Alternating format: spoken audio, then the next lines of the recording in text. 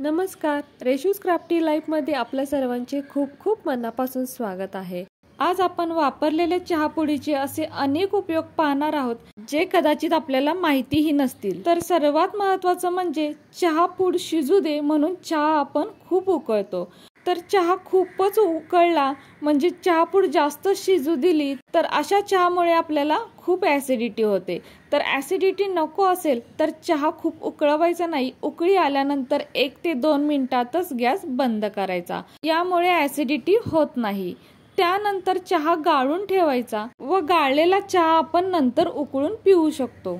म्हणजे चहा जर आपल्याला बराच वेळ ठेवायचा असेल तर चहा गाळणं खूप महत्त्वाचं आहे व अशीच पद्धत योग्य आहे। आता ही चहापूड नळाखाली धरून धुवून घ्यायची व एका वाटीमध्ये काढायची, कारण यामध्ये साखर असते, शिवाय कधी कधी आपण दूध सुद्धा घालतो चहामध्ये।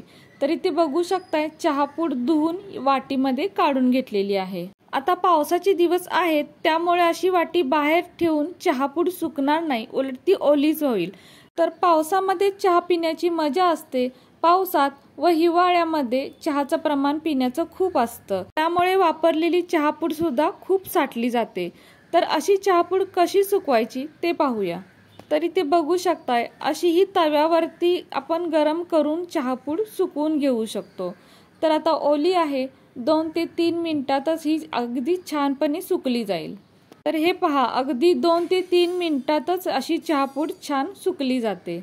आता यानंतर ही चहापूड आपण एका वाटीमध्ये काढून घेऊयात व थंड झाल्यानंतर एका डबामध्ये भरून आपण ही स्टोअर करू शकतो, म्हणजे साठवून ठेवू शकतो। तर आता या चहापुडीचा सर्वात पहिला उपयोग पाहूया। फ्रीजमध्ये आपण अनेक पदार्थ ठेवतो, कधी कधी फ्रीजला आपला वास सुटतो, म्हणजे कुबट असा वास येतो। तर अशा वेळेला काय करायचं, अशी चहापूड आपण फ्रीजच्या एका कोपऱ्यात ठेवून द्यायची, यावरती झाकण वगैरे काही ठेवायचं नाही। अगदी 1-2 दिवसातच याचा रिझल्ट पाहायला मिळेल, फ्रीजला अजिबात वास येत नाही। आता दुसरा उपयोग पाहूया, ते म्हणजे तेलकट भांड्यासाठी। आपण नॉनव्हेज करतो, म्हणजे कधी कधी फ्राय करतो, या वेळेला काय होतं, भांडी खूप तेलकट होतात, यामध्ये तेल राहतं। तर अशा वेळेला काय करायचं, फ्राय करून झाल्यानंतर लगेचच म्हणजे तवा गरम असतानाच यामध्ये ही सुकवलेली 1 ते 2 चमचा पूड टाकायची। तर आता जसं भांडं आहे तशी ही ते पूड लागणार आहे आणि ही पूड अशी सगळीकडे पसरवून घ्यायची। तर हे पहा, अगदी या पुडीने सर्व तेल शोषून घेतलेलं आहे आणि भांडं तुम्ही बघू शकताय कमी तेलकट झालेलं आहे, म्हणजे खूपच ऑइली भांडं होतं, यामध्ये खूपच तेल राहिलेले होतं, ते तेल सगळं निघून गेलेलं आहे। तर हे पहा, या चहापुडीमध्ये ते तेल उतरलं गेलेलं आहे। आता ही चहापूड काय करायची, गोळा करायची आणि बाजूला टाकून द्यायची, पुन्हा ही चहापूड आपल्याला वापरायची नाही। तर आता इथे भांडं खाली उतरून घेतलेलं आहे आणि बघू शकता यातलं तेल पूर्णपणे निघून गेलेलं आहे। आता हे भांडं आपण सहजच घासून धुवून घेऊ शकतो, म्हणजे असं भांडं घासताना आपल्याला अजिबात त्रास होणार नाही व साबण सुद्धा कमी लागेल। शिवाय भांड्याला वास सुद्धा राहणार नाही, अगदी तुम्ही यात नॉनव्हेज केलं होतं की नाही हे सुद्धा कळणार नाही। तर खूप छान उपयोग आहे, तुम्ही एकदा नक्की करून पहा। त्यानंतरचा उपयोग आहे, आता इथे मी गॅसवरती 1 पेला पाणी गरम करत ठेवलेलं आहे, यामध्ये आपल्याला आता 2 चमचे ही सुकवलेली चहापूड घालायची। त्यानंतर पाण्याला एक उकळी आणायची। आता पाण्याला उकळी आलेली आहे, गॅस आपल्याला इथे एकदम कमी करायचा आहे व 1 ते 2 मिनिटं याला असंच उकळू द्यायचं। आता 1-2 मिनिटं पाणी उकळल्यानंतर हे पाणी गाळून घ्यायचं। त्यानंतर हे पाणी थंड झाल्यानंतर आपल्याला वापरायचं आहे। तर हे पाणी आपल्याला केसांसाठी वापरायचं आहे, केसांसाठी हे पाणी खूपच फायदेशीर आहे।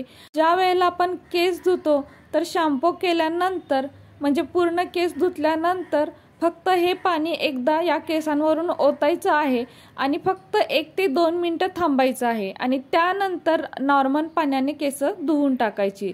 तर केसांची वाढ तर होतेच, शिवाय केसांना एक चकाकी येते, म्हणजे केस शाईन करायला लागतात आणि हलकासा केसांना कलर सुद्धा येतो। तर खूपच केसांसाठी छान उपयोग आहे, तुम्ही एकदा नक्की करून पहा। त्यानंतरचा अजून एक उपयोग पाहूया। तर याच पाण्याने काय करायचं, आपण चेहरा धुवायचा। तर चेहऱ्यावरती एक छान चमक येते, चेहरा ग्लो करायला लागतो. शिवाय जर त्वचा ढिली असेल तर ती सुद्धा टाईट होण्यास मदत होते. तर मी स्वतः अनुभवलेलं आहे, तुम्ही एकदा नक्की करून पहा.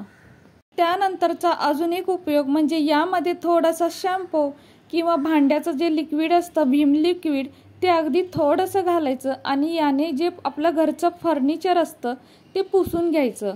फर्निचरला सुद्धा एक छान अशी चकाकी येते आणि एकदम क्लीन दिसायला लागतं.